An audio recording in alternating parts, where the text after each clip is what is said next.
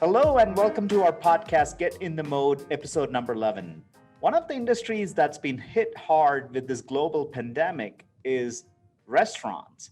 TGIF is a restaurant chain we all know. Unfazed by the situation, they're investing in tech to personalize and go the extra mile on their customer experience.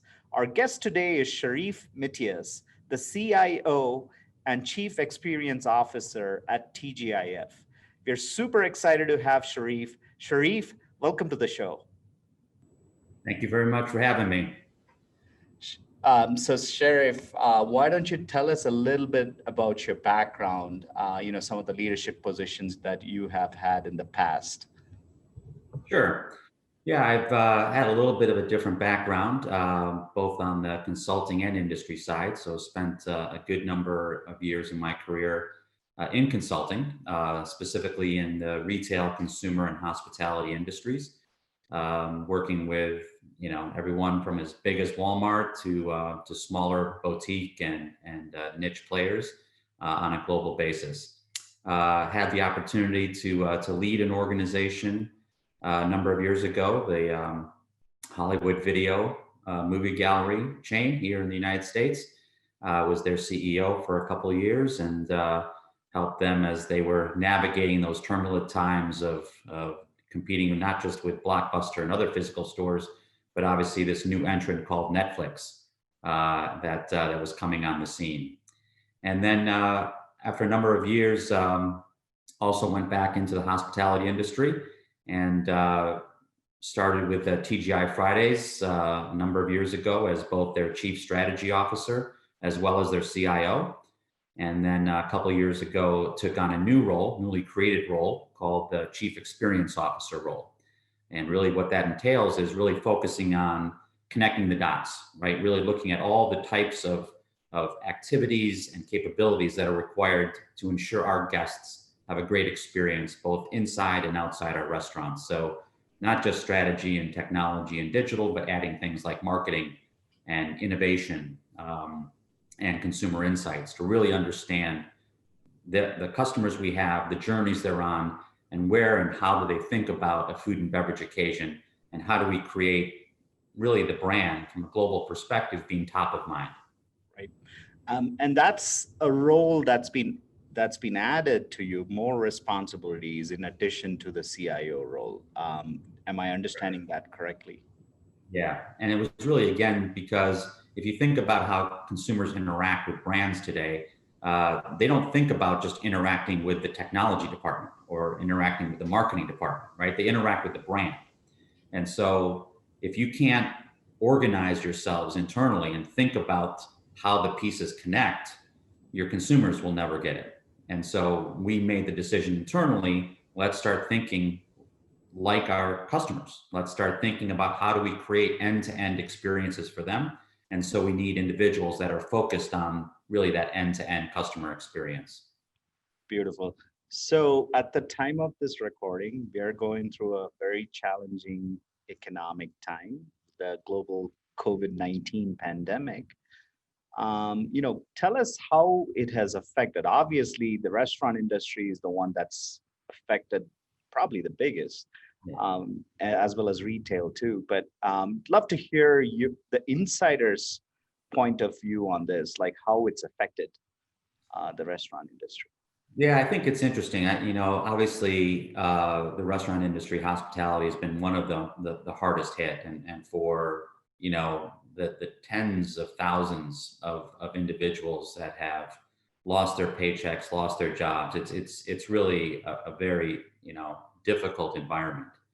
And the tough thing is people think about restaurants and think about, for a lot of folks, it's their home away from home, right? It's their favorite neighborhood restaurant, it's their favorite neighborhood pub, and taking that away has really been I think a hit, not just on the staff and the teams, but also on just the general public, right? Not being able to go out. And so you're seeing two things really happening. One is an amazing outpouring, I think we're seeing, of folks that are trying to keep their favorite local restaurants alive. And we highly appreciate that. And I know my colleagues at other restaurants do as well. But it's also spurred this opportunity And I think that's the way people have to look at it, this opportunity to connect with consumers differently, right? And so, you don't have to be sitting in my restaurant to enjoy my food, right? I can put it in your car without touching you.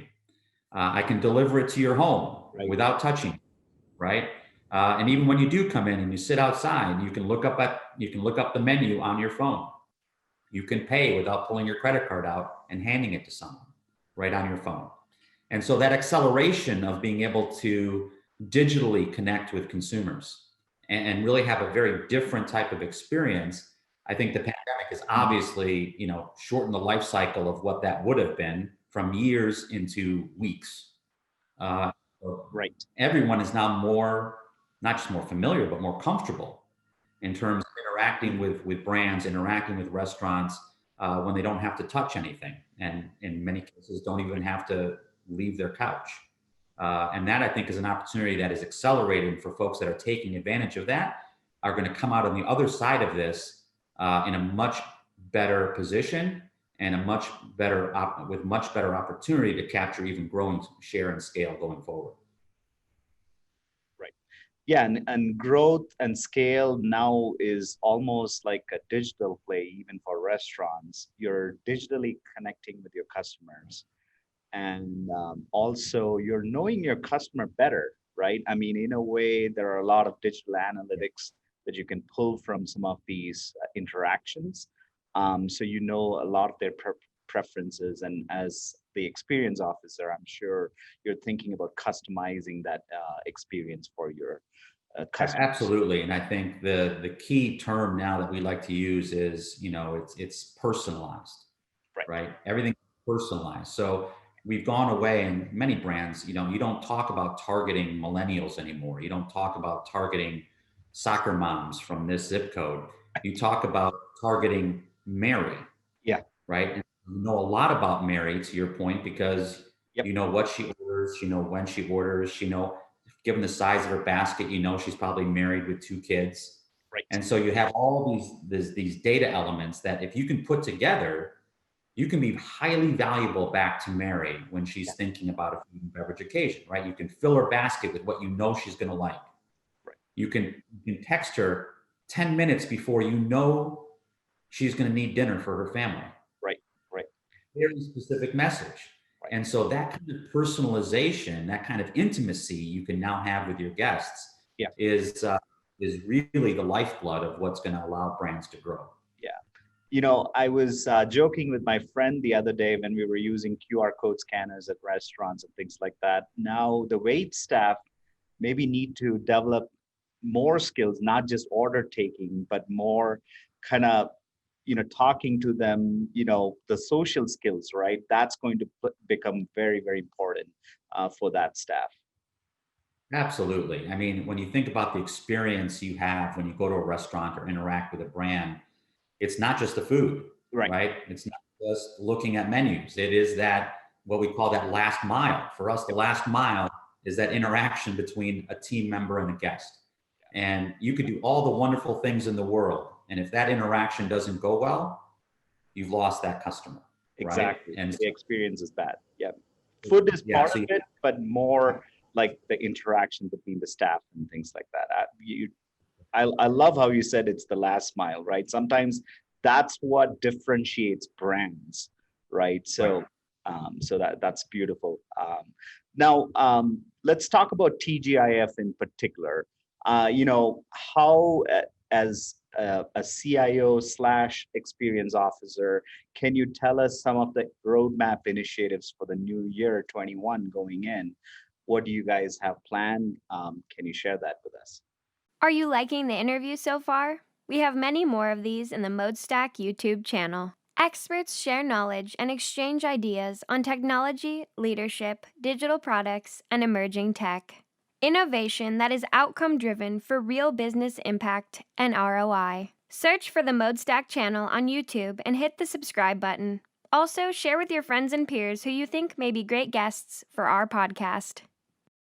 Sure. Yeah. So we were in a fortunate position because the last number of years we had put in a lot of these digital tools, right? We had put in a lot of these ways with interacting with our guests through their phones, through their laptops, even through their voice-enabled devices, right? People could sit on their couch and order Friday's food from Amazon Alexa, right? So allowing all those channels to interact with us and to listen to guests when and where they are.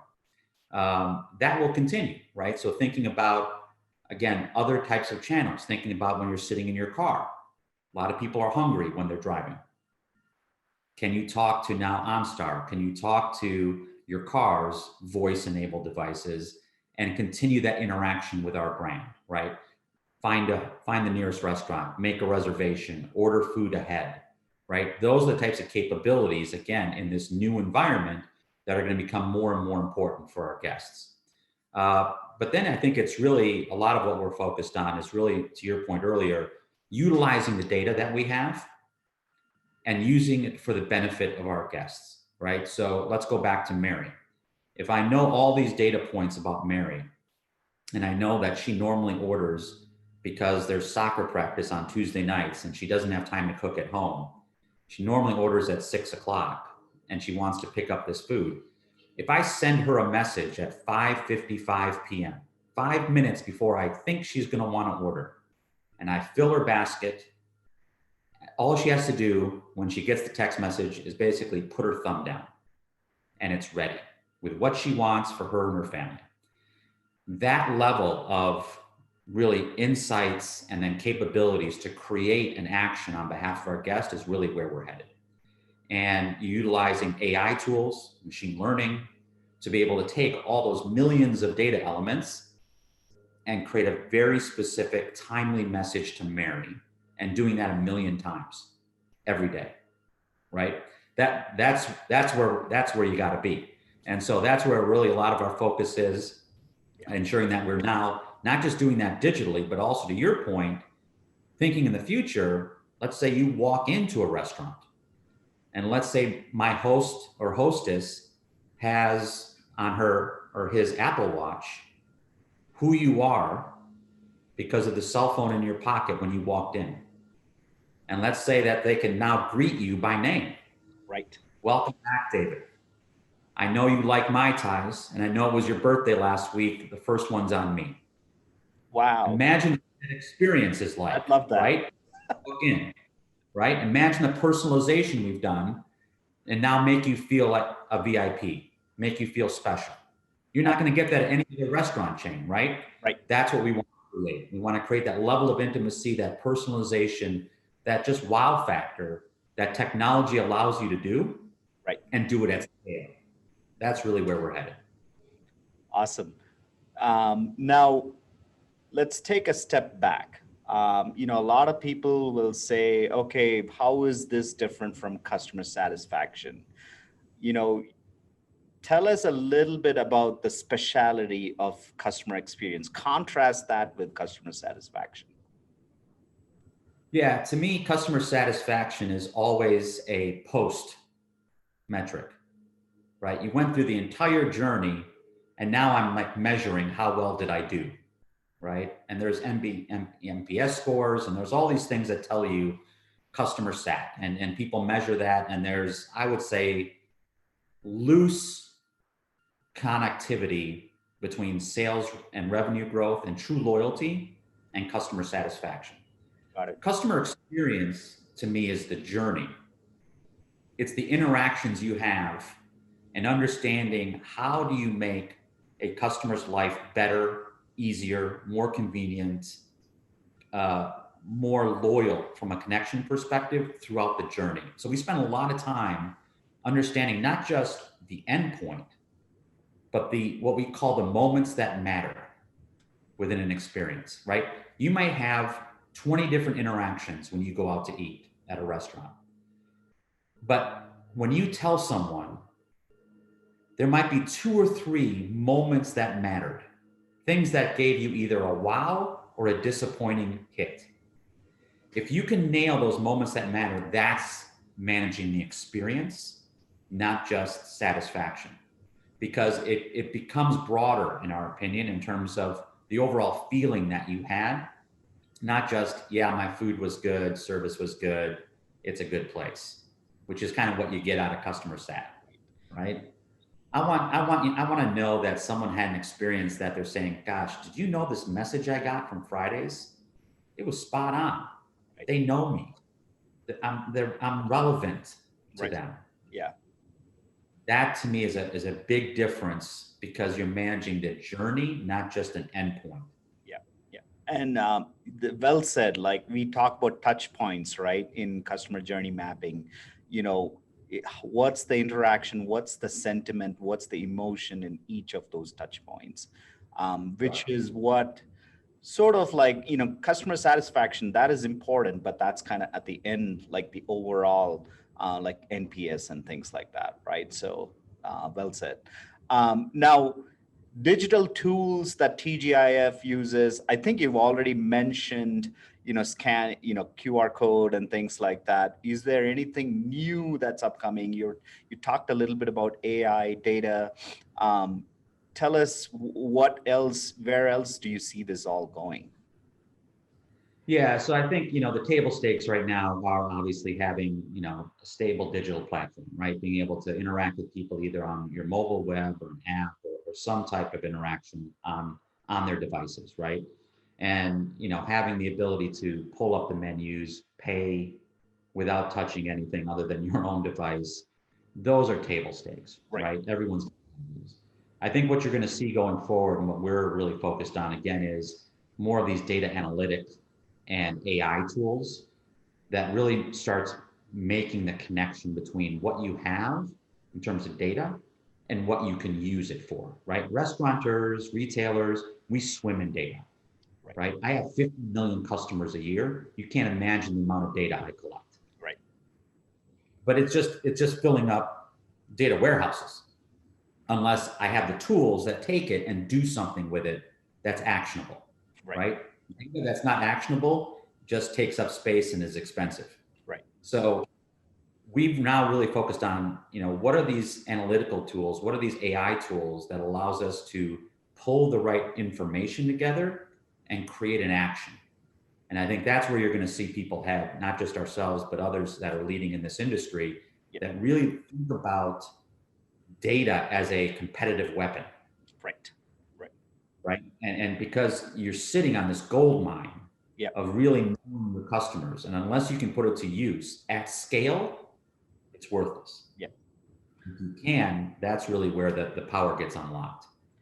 Totally. I see the whole, like all industries, moving in that direction, having a data strategy in place and becoming more data driven.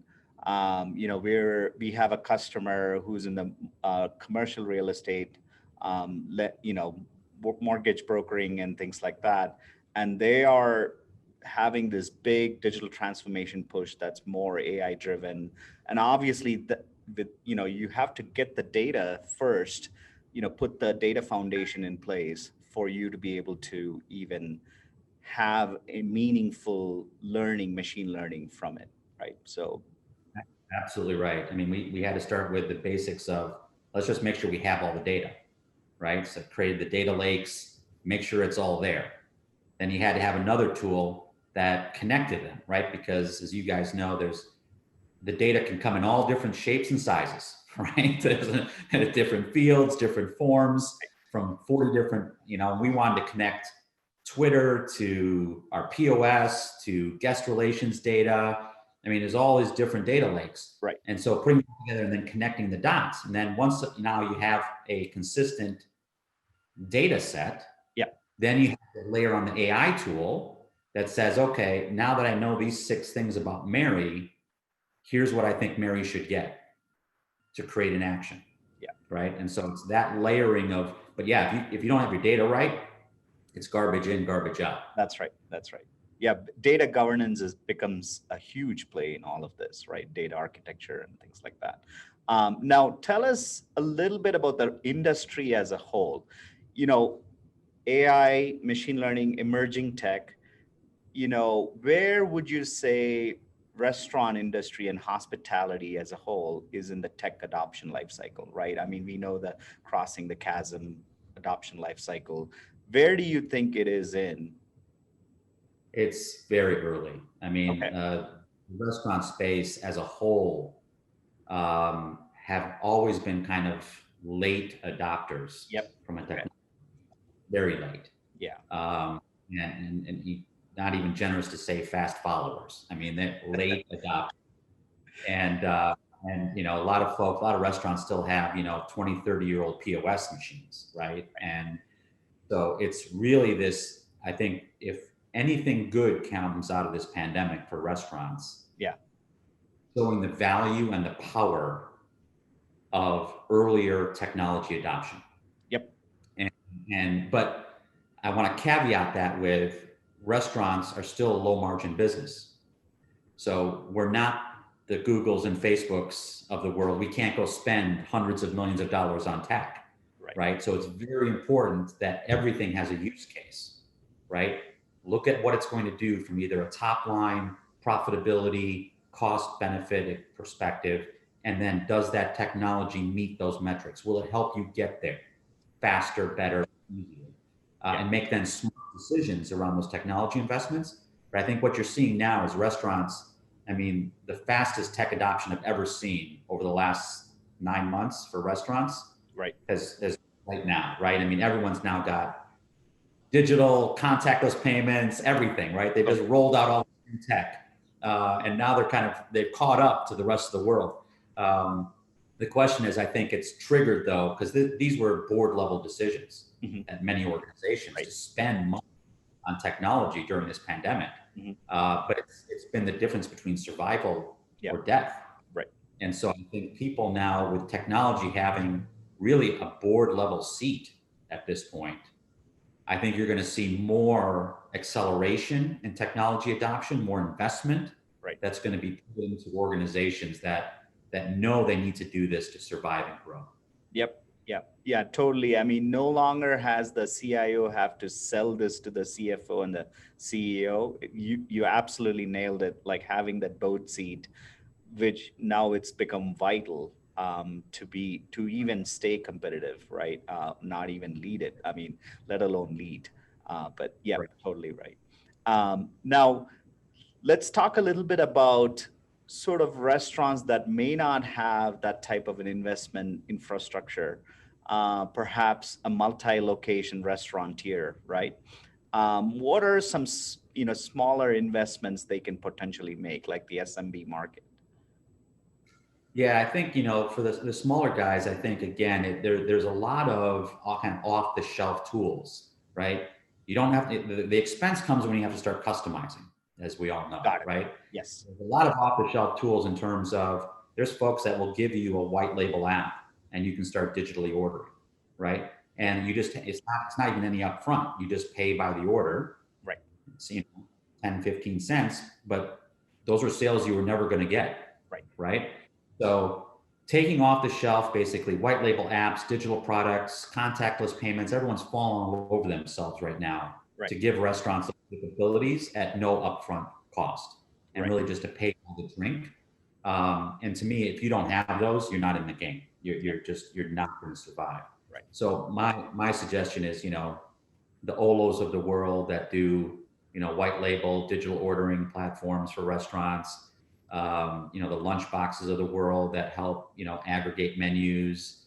And I think there's also, it's kind of technology, kind of operations, but for restaurateurs that want to extend their brands or extend the utilization of their kitchens, you've all heard about this ghost kitchen virtual brand space, right? So getting into ghost kitchens, having other virtual brands utilize your kitchen, these are opportunities that technology allows you to pull off really easily. Right. And adding additional brands to a Uber Eats or to a Grubhub just makes sense right now, right? People are looking to those platforms for their food purchases. Be there. Yep. Yeah. Right? You're not there, you're not getting sales. And that's doesn't cost you anything up front. Yeah. Right. You just get out there and make it happen. Yeah, well said. Now, let's talk a little bit about the CIO role of yours, right? Gartner has said, surveys, 60% of these transformation initiatives fail or don't see the ROI that was promised, right?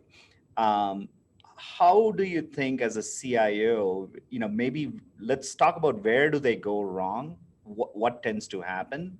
And then maybe you can talk a little bit about how can we overcome some of those challenges. Sure.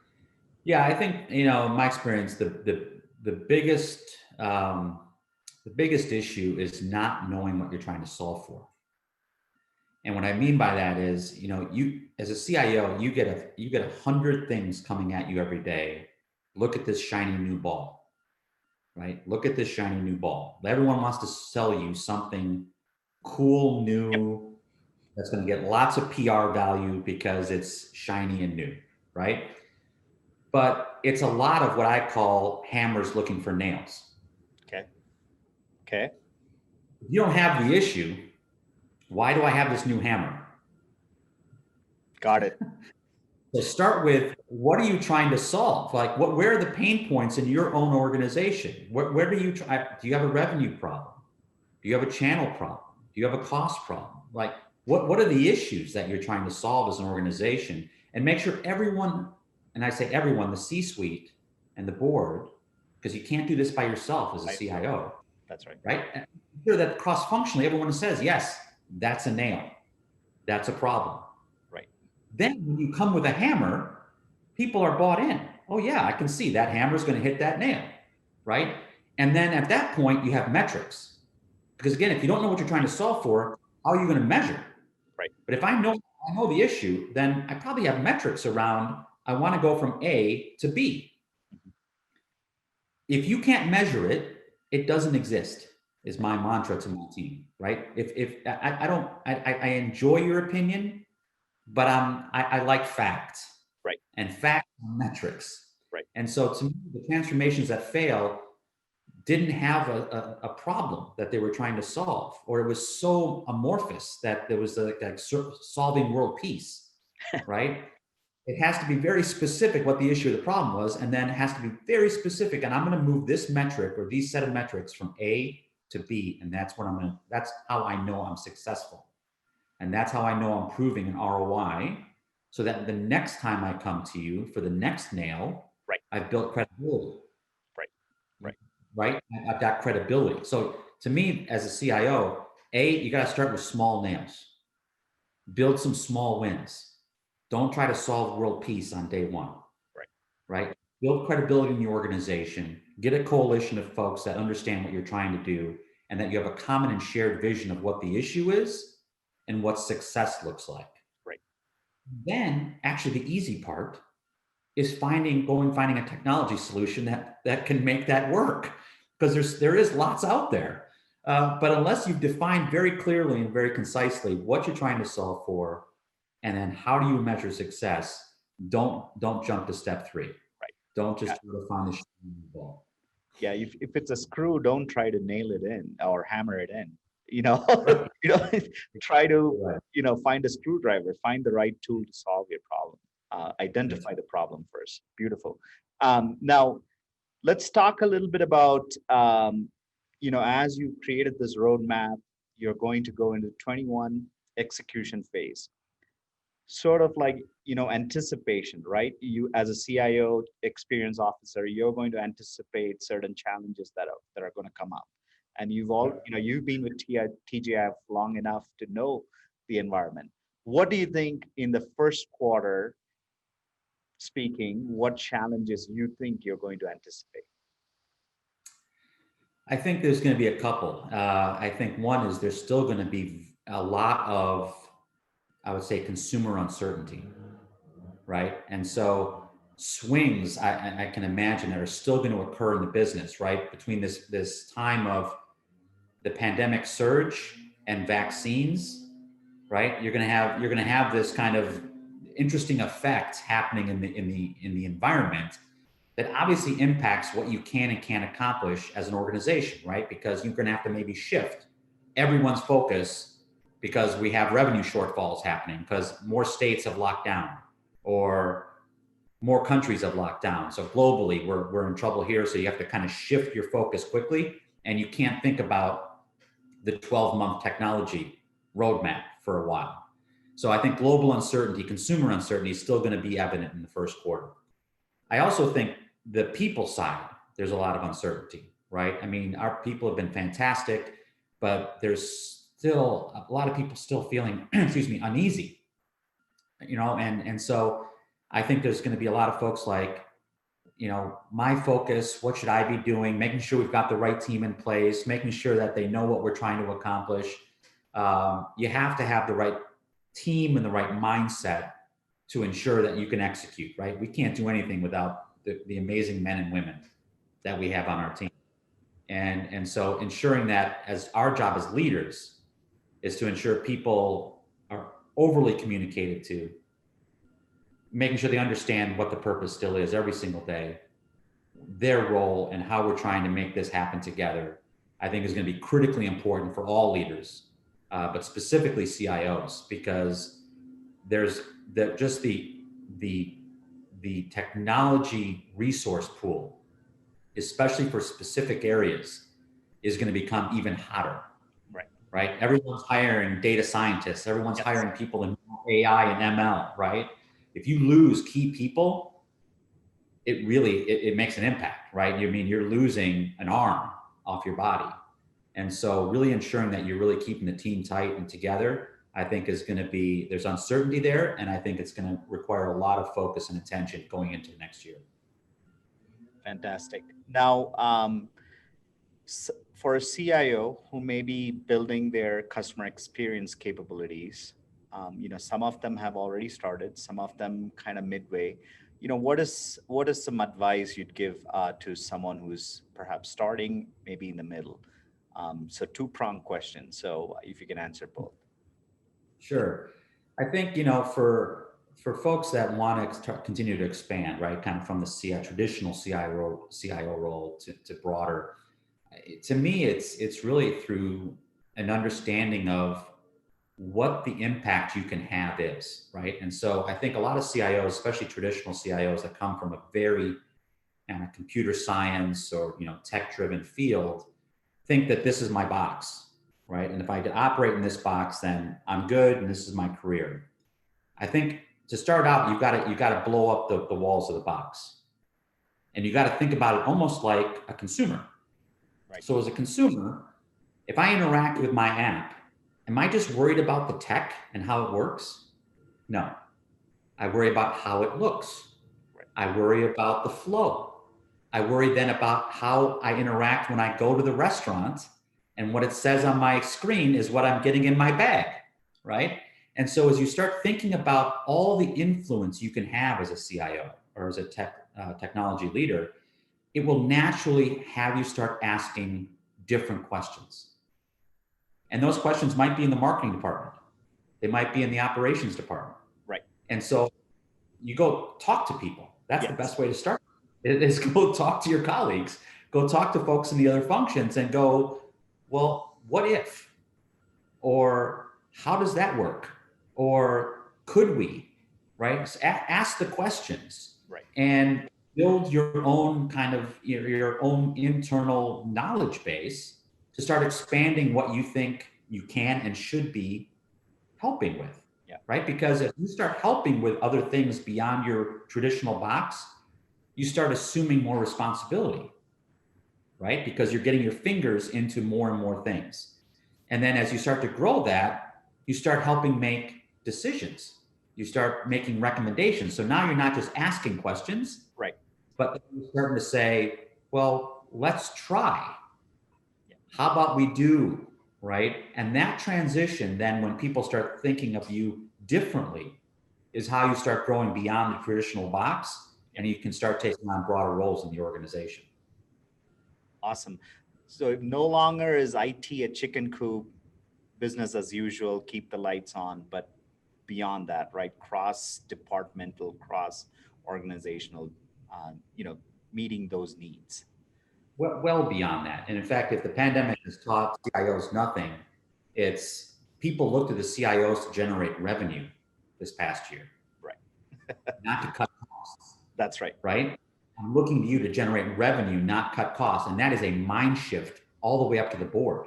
Right. So you have this opportunity now as a CIO, don't squander it, right? People are looking at you differently already. Right. Take that, use it to your advantage to grow even further. Fantastic.